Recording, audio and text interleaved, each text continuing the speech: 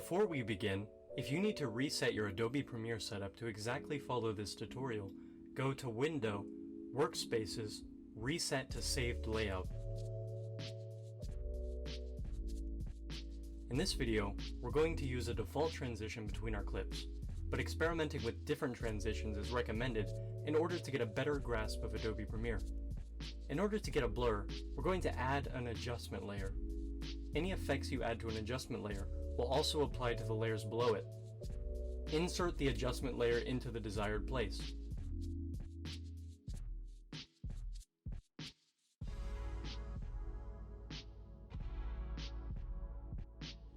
Remember to have the blue arrow hover over the adjustment layer so that you can see the changes in appearance as you're editing the clip. Go to Effects. In this example, we're going to use a directional blur. Drag it onto the adjustment layer. After that, go to Effects Controls. Select the blur length and direction.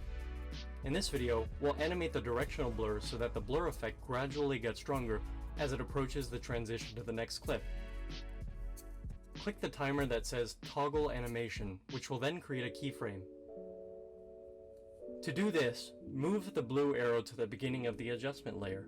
Then, set blur length to 0. Repeat this process at the end of the adjustment layer, and the result should be something like this.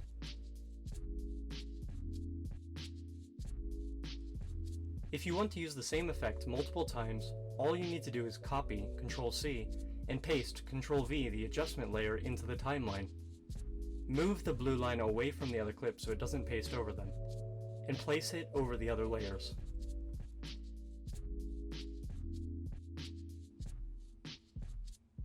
And there you go.